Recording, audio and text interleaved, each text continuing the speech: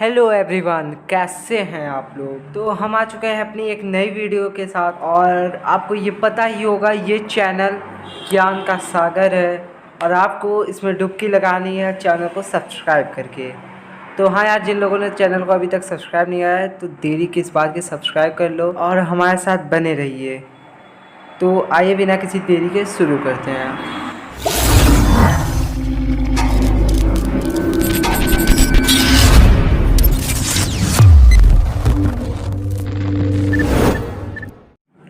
आज का हमारा पहला क्वेश्चन नंबर 25 है।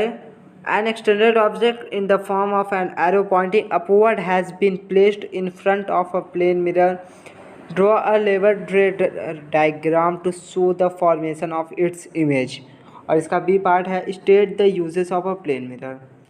इसके आंसर की तरफ बढ़ने से पहले मैं आपको बता देना चाहता हूँ कि अगर आपको इसकी पहले के क्वेश्चंस चाहिए तो वो मेरी पिछली वीडियोस में है, जिनकी लिंक मैं डिस्क्रिप्शन में दे दूँगा।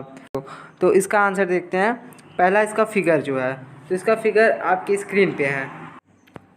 तो इस डायग्राम में प्लेन मिरर जो गिवन है उसको हम लोगों ने नेम दिया M1 और M2 से। और यहाँ पे AB ऑब्जेक्ट है और A-B- इमेज है। ये एक प्लेन मिरर है, तो इसमें जो इमेज फॉर्म होगा वो वर्चुअल होगा और बिहाइंड द मिरर। तो क्या होगा, जब ए से रे गई सी पे तो वो वापस उसी पैथ पे रिट्रेस हो गई, यानी लौट गई सेम पैथ पे। और जब ए से डी पे गई तो जितना एंगल ऑफ इंसिडेंट था उतना एंगल ऑफ रिफ्लेक्शन रहेगा according to the second law of reflection. तो वो ए की तरफ टर्न हो गई। और सेम केस हुआ बी से एफ पे और जी पे। तो यहाँ पे हम लोगों को इमेज फॉर्मेशन कराना था प्लेन मिरर में, और एक वर्चुअल इमेज फॉर्म होता है यानी बिहाइंड द मिरर। तो इसे हम मिरर के उस साइड ले जाएंगे और इसको डॉटेड जहाँ पे ये पॉइंट जो ई से डी की तरफ जो रे जाएगी, इसको हम जब ग्रो करेंगे उस साइड तो ये आगे बढ़ते हुए जाएगी। इसको हम डॉट से शो करेंगे, डॉटेड रे से, और ए से सी पे भी। तो ये दोनों रे मिलेंगी ए डैश पे, जो पॉइंट ए डैश है। और इधर एच जी को जब हम ग्रो करेंगे और बी और एफ को, तो वो जो जिस पॉइंट पे मिलेंगी वो है B dash.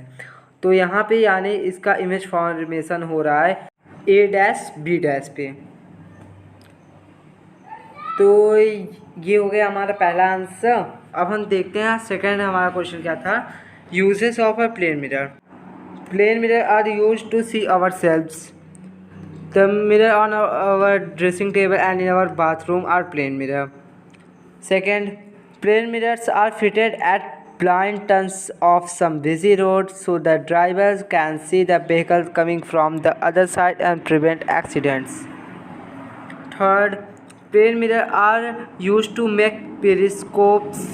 Fourth, plane mirrors are fitted on the inside walls of certain shops like jewelry shop to make them look bigger.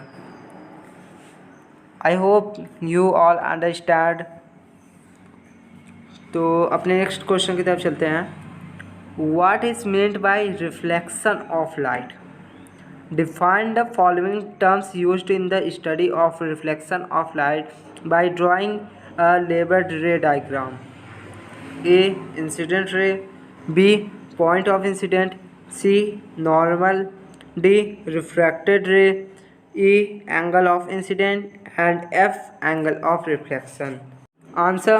The process of bouncing back of the light rays which falls on the surface of an object is called reflection of light. It means जिस process के द्वारा light rays bounce back हो जाती हैं उसी को बोलते हैं रिफ्लेक्शन ऑफ लाइट। जैसे कि हम इस फिगर में देख सकते हैं, यहाँ पे इंसिडेंट रे आ रही है और मिरर में स्ट्राइक करने के बाद वापस रिफ्लेक्ट हो जा रही है। और क्वेश्चन में एक और चीज़ पूछा था, incident ray, angle of incident, normal angle of reflection, reflected ray, point of incident, इन सब को बताना है। तो आइए इसको समझते हैं। इंसिडेंट रे अगर हिंदी में समझे तो जो रे मिरर सरफेस पे आती है, यानी स्ट्राइक करती है मिरर सरफेस को, उसे बोलते हैं इंसिडेंट रे। जैसे आप फिगर में देख सकते हैं, एक रे ऑफ लाइट आ रही है और वो पॉइंट ओ पे स्ट्राइक कर रही है। वो और हम लोगों ने वहाँ पे देखे ये दिखाया भी इंसिडेंट रे, ये इंसिडेंट रे है हमारा। और जिस पॉइंट पे ये स्ट्राइक की है उसे बोलते हैं पॉइंट ऑफ इंसिडेंट।